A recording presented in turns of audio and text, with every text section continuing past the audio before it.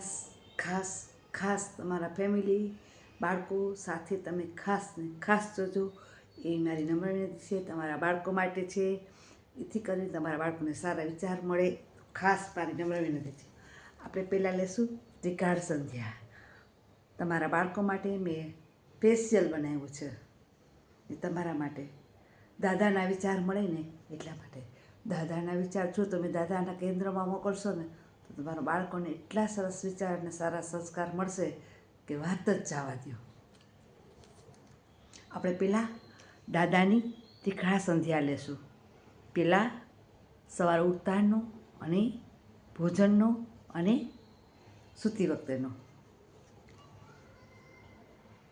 કરાગ્રે વસતે લક્ષ્મી, કરમૂલે સરસ્વતી, કરમધ્યે તુ ગોવિંદમ, પ્રભાતે કરદર્શનમ, સમુદ્રવસને દેવી, પર્વતસ્તનમંડલે, વિષ્ણુપત્ની નમસ્તુભ્યં, પાદાસ્પર્શસ્વમે, વસુદેવસુतं દેવં, કંસચારુર્મર્દનમ, દેવકી પરમાનંદમ, કૃષ્ણં વંદે જગદ્ગુરુ.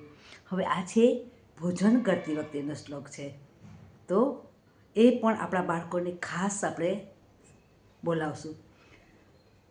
યજ્ઞશિષ્ટાશિન સંતો, મુચ્યન્તે સર્વકિલ્બિષે, પૂજતે તે ત્વદં પાપા, એ પ્રચન્યાત્મકારણાત, યત્ કરોષિ યદશ્નાસી, અર્જુનોષિ સદાશિય, યત્ તપસ્યસि કૌન્તેય, તત્કુરુષ્વ મદર્પણમ.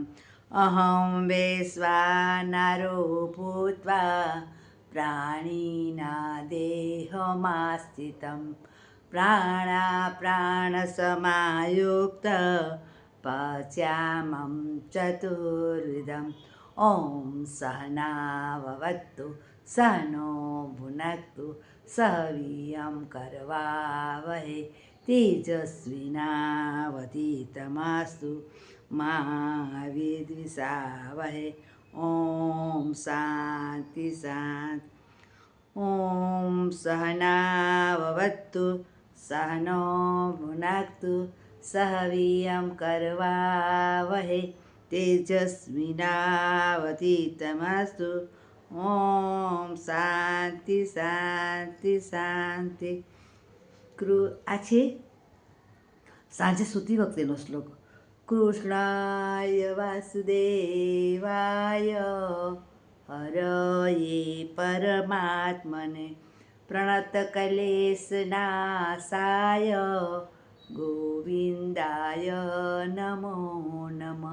કરચરણકૃतं વા, કાયજં કર્મજં વા, શ્રવણનયનજં વા, માનસં વા પરાર્ધં, વિહિતમવિહિતમ વા, સર્વમેતસ્વમસ્વ. જય જય કરુણાબ્ધે શ્રી મહાદેવ શંભો.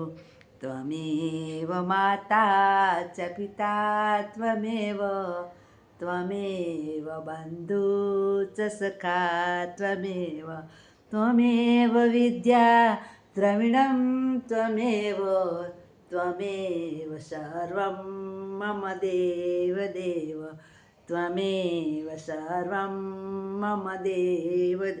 તો આપણે આ લીધું છે સવારે ઉઠતી વખતે, બપોરે જમતી વખતે અને સાંજે સૂતી વખતે.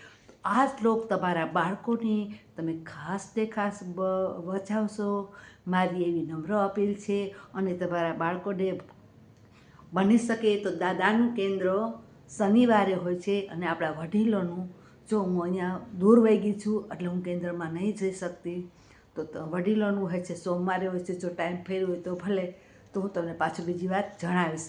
અને તમે કેન્દ્રમાં છો, પહેલાં અમે રહેતા ને ભાડે રહેતા, તો અમે રોજ ભાવ ફેરીમાં આવતા કે બેન તમે એકવાર તો તમે આવો, એકવાર તો તમે આવો. તો મેં કીધું મારા ઘરધણીને કહું, એલો આ બધાય રોજ આવે છે આપને કેન્દ્રમાં કહેવાનું, હાલો ને આપણે એકવાર જઈએ. તો હું તો ગઈ, અને એક દિવસ અમે બે ગયા ને, તો ત્યારથી એવું સરસ પ્રવચન હતું, એવું પ્રવચન હતું કે જ્યાં સુધી એને ચાલુ કર્યું અને જ્યાં સુધી એન્ડ સુધી હું પ્રવચનમાં, આખા પ્રવચનમાં, હરે ભગવાન પ્રભુ, હું જાગીને મોડી જાગી. અમારા નાનપણમાં હું નાની હતી ને, ત્યારે મેં શાહપુરમાં પટેલ સમાજમાં રહેતા હતા, તો ત્યારે પણ ત્યાં અમારે કેન્દ્ર થતું હતું. તો ત્યાં પણ હું કેન્દ્રમાં નાની હતી, તો આપણને શું ખબર હોય, તો 5મું 6ઠું 7મું ભણતી હતી, તો હું રૂમ બંધ કરીને, મારા મમ્મી વહી જતા કામે, તો બંધ કરીને હું તો બેસીને આગળ બધા કેન્દ્ર સ્વાધ્યાય લેતા. ભાવગીત આગળના મને અમુક ખબર પડે કે આ ભાવગીત આનું આ છે, આનું ભાવગીત આ છે, એ પણ મને એના રાગ ફાવે. પણ આવી તો ખબર નહોતી અમને કે આ દાદાના વિચાર, દાદા એ બોલો એને પોતે ઘસીને, પગ ઘસીને હજારો અબજો પબ્લિકને એને સંસ્કાર. જે કોઈ દારૂ પીતા હતા, કોઈ જુગાર રમતા હતા, કોઈ માંસ મચ્છી ખાતા હતા, એ લોકોને દાદાને સારા વિચાર આપી અને એને બધાને સુધાર્યા છે. અવળે રસ્તેથી એ દાદા તો બિચારા વહ્યા ગયા, યોગેશ્વર દાદા. જ્યારે એ યોગેશ્વર દાદા ઘૂસી ગયા ને, ત્યારે મારે રૂવાડા ઊભા થઈ ગયા હતા. નહીં, દાદા એક કોઈ આલવી મુવાલી નહોતા, સાક્ષાત ભગવાનનું સ્વરૂપ હતા, કૃષ્ણ ભગવાનનો અવતાર હતા. જો દાદા આપણે એક 5 સંખ્યાને આપણે વિચાર દેવો ને, તો આપણે નથી દઈ શકતા. તો અબજો માણસોને સારા વિચાર અને સારે રસ્તે અને સારા સંસ્કાર આપ્યા છે, તો આપણે તો શું છીએ, કંઈ જ નથી. કાળામાં તો બની શકે તો તમારા બાળકોને તમે શનિવારે બાળ સંસ્કાર કેન્દ્રમાં મોકલશો, એટલે તમારા બાળકોમાં એટલો વિચાર ને સારા સંસ્કારને આવશે કે વાત જ જવા દો. એ પહેલાં ઉઠશે અને તમને પગે લાગશે, અને પછી અંગૂઠો નહીં મળતો હોય તે ગોતશે, બા મારે તમારો અંગૂઠો દેખાતો નથી, મારે તમને પગે લાગવું છે, મારે કેમ લાગવું. આવી જ રીતના દાદાના વિચાર જો એની પાસે જશે, તો એને એમ થશે કે ના, મારે તો મારા બાળકને નાનપણ મોટું થાય એને સારા વિચાર અને સારા સંસ્કાર આપવા છે, તો મારે કેન્દ્રમાં મોકલવાનું. તમારે સ્વાધ્યાયમાં જવાનું, વડીલો બની શકે તો સ્વાધ્યાયમાં જાજો. દાદાના વિચાર તમે બની શકે તો તમે કેન્દ્રમાં પણ ટાઈમ લેજો. 1 કલાક આપણે પ્રસંગમાં જવું હોય તો આપણે કેમ ગમે તેમ કરીને આપણે ગમે એટલી પ્રવૃત્તિ કરતા હોય છીએ, સેકન્ડનો ટાઈમ નથી હોતો, તો પણ આપણે પ્રસંગમાં જઈએ છીએ ને, તો 1 કલાક દાદાને સ્વાધ્યાયમાં તમે જરૂર જાજો. કારણ કે દાદાના તો વિચાર મને તો પછી તેથી ગઈ ને પછી મને અફસોસ થયો, અરે ભગવાન તે મને જગાડીને મોડી જગાડી. અત્યાર સુધી મને તે ક્યાં રાખી હતી, હું ક્યાં ખોવાઈ ગઈ હતી. એટલે તમે દાદાના વિચાર જરૂર ને જરૂર સાંભળજો, અને બધાને કેન્દ્રમાં જાજો, પ્રોગ્રામમાં બાળકોને પ્રોગ્રામમાં ભાગ લેવા દેજો. દાદાના કેન્દ્રમાં તમને તમારા બાળકો મોટું થઈ અને એટલું તેજસ્વી અને મહાન અને ભણી ગણી અને હોશિયાર તો બનશે જ, પણ એના સારા વિચાર અને સારા સંસ્કાર છે. આ સમયમાં અત્યારે મોટા વડીલો પણ એના માવતર પત્ની એમ કહે છે કે આના કરતાં તો મને મોત આપે તો સારું.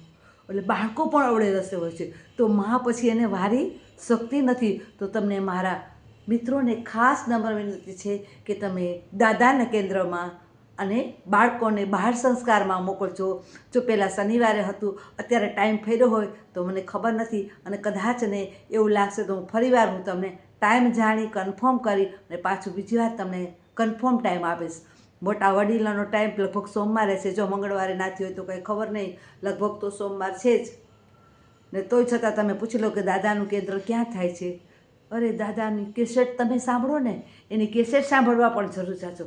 કેવું સરસ દાદા પ્રવચન કરે છે, વિચાર કરો. અબજો માણસો દાદાને સારા વિચાર સારા સંસ્કાર. જ્યારે દાદા અહીંયા વૃક્ષ મંદિરે આવ્યા હતા ને, ત્યારે દાદાને હું દર્શન કરવા ગઈ ને રોડ પર, તો મેં દાદાના દર્શન કર્યા તો મારા રૂવાડે ઊભા થઈ ગયા હતા. કારણ કે મેં સાક્ષાત પરમાત્માના દર્શન કર્યા. કોઈ આલીમવાલી નહોતા દાદા હતા, એ કૃષ્ણ ભગવાનનો અવતાર હતો. જે અમુક સંતો છે એ કૃષ્ણ ભગવાનનો અવતાર લઈને આવ્યા છે.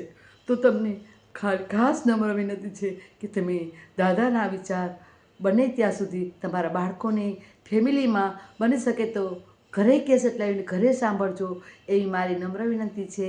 અને દાદાના વિચાર તમે તમારા બાળકો સુધી પહોંચાડજો, એથી કરી તમારું બાળકું છે એ અવળે રસ્તે ન જાય, એવી મારી નમ્ર વિનંતી છે તમને બધાને. કારણ કે દાદા તો દેશ પરદેશમાં બધે જ પોતે અબજો માણસોને એને સુધાર્યા છે અને સારા સંસ્કાર આપ્યા છે, અવળે રસ્તેથી પાછા વળ્યા છે. તો હું પણ માનું કે તમારા બાળકને પણ સારા વિચાર મળે, એવી મારી નમ્ર અપીલ છે ને રિક્વેસ્ટ છે.